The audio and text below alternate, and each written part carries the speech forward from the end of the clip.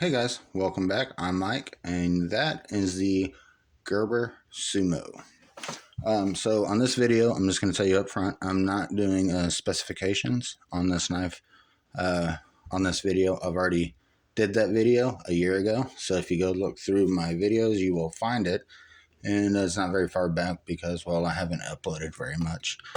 I'm just now kind of starting taking YouTube seriously, more for the hobby aspect of it. Trying to reach out to other knife people and other people that enjoy tools.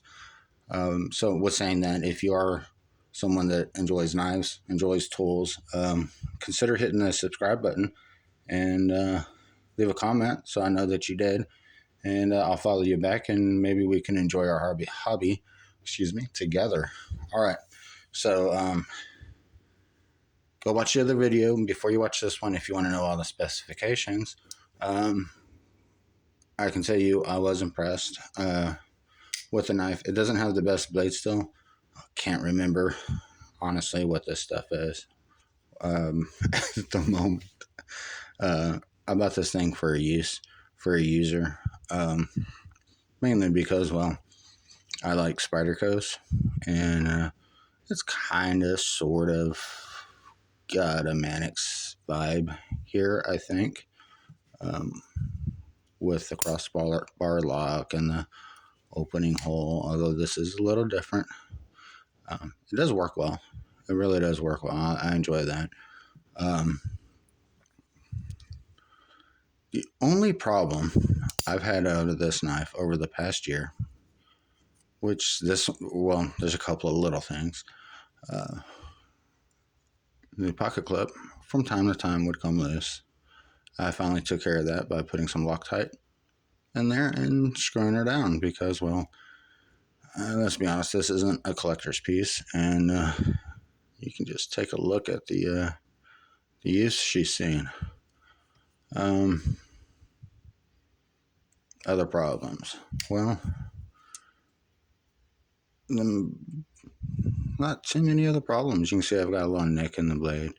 I've used it recently and used it hard, and I am a hard use type of guy. That's a whole video that I will do soon. But I did have it fail just a little bit. It still works. The spring on this side that operates the crossbar lock, well, it came loose. It came out of there. So you can see it still works. I have tried to contact Gerber about it. I think their website just wasn't working properly. Wasn't able to upload an image. So I need to try that again soon. I put it on the back burner just because this is not an everyday use anymore for me. I would switch off between this guy and this guy, the Ontario Rat. If you want a size comparison, I will give you that real quick.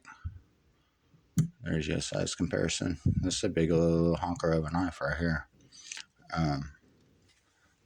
So yeah, all in all, over for a year using this thing to remodel homes and cut through bags of concrete and cut zip ties and all that kind of stuff. It's held up. It's held up. Like I said, this one spring broke. That may be just due from too much of this, you know. Like I say, even with the one spring, it is working still. But overall, if you're looking for this thing, I think it's still a sub $40 knife. I think it's still in the 30s. I think at the most it's a $40 knife, and it is worth the $40. I do remember that the blade steel was some kind of like kitchen grade blade steel. I believe it was an 8CR. It might be 8CR13 MOV. Don't quote me on that. Watch the other video. I'm sure I have it in there. Or You know, you can look on a package or on Knife Center or Blade HQ, and before you buy the knife, you'll definitely be able to see what the blade steel is. But then, if you're watching this, you probably know that. I would say over the past year, for under $40, which I know I paid like 30 something dollars for this thing, for a knife to last you a year. Of course, it was being switched off with one other knife for that year. So we'll call it 6 months if we're going to be honest and equal. I don't think it's a bad deal. I think I could get a year out of it. I think I could easily. It's a very easy, especially if you're not too good at sharpening. This is good stuff. Everybody wants to go for higher grade blade steels, which this is BD1N. This isn't too hard to sharpen, but if you really don't know how to sharpen too well, this stuff's good to practice on. It's not hard, super hard to sharpen. It's a great steel to practice on, and I advise people, you know, if you're just getting into knives, start with something like this or something like this, because, well, there's not so much at stake here. You know, I mean, you can buy two of these for the price of one of these. You can almost buy three of these for the price of one of these. Almost two of these for the price of one of these. So, you know, I mean, that all comes into play. And yes, there's reasons why certain knives are more expensive than others. But overall quality of this, you're getting your money's worth. You definitely are. I know there's videos out there, people hating on this knife. I don't see the reason in it. I really don't. It's, you know, it feels decent. There's a heck of a hot spot here and here on the clip where it rubs against your hand. See that? See it right there, and it does rub there.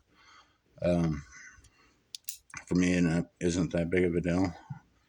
I don't know if it would be for you, but yeah, it's something I would suggest to people. Somebody's coming up to me and saying, "Hey, man, I've got $40.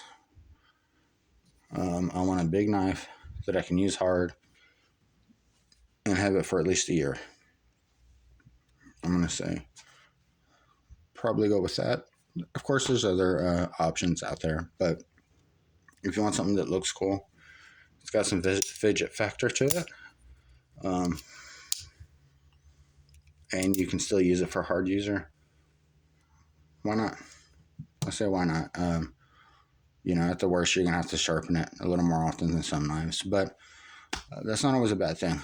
Practice is a good thing. So that's my follow-up video on this guy. I give it a thumbs up. It's had issues, but I am very, very confident that once I finally get through to Gerber, they'll either send me a spring or they'll tell me send this guy in and they'll put a spring in it. Gerber's good about if stuff fails too, as long as you haven't broken the blade. If it's a mechanical thing like this, Gerber's pretty good about going on and if they can't fix it, they'll give you something of equal value, including like this. If they couldn't fix this, which they can, they would probably send me a new one, and so that's a good thing. Yeah. Anyways, I say for sub $40, why not? Yeah, it's worth it. Go ahead, buy it, enjoy it. If you're if you're wanting to even collect it for some reason because it's a little bit different, yeah, you know, I don't see why not. It's a pretty cool knife. I like it. So that's it. I'm Mike. You guys have a good one, and be sure to like, subscribe, leave comments, leave thumbs up, thumbs down, something. I appreciate you guys. Y'all have a great one, and catch you next time.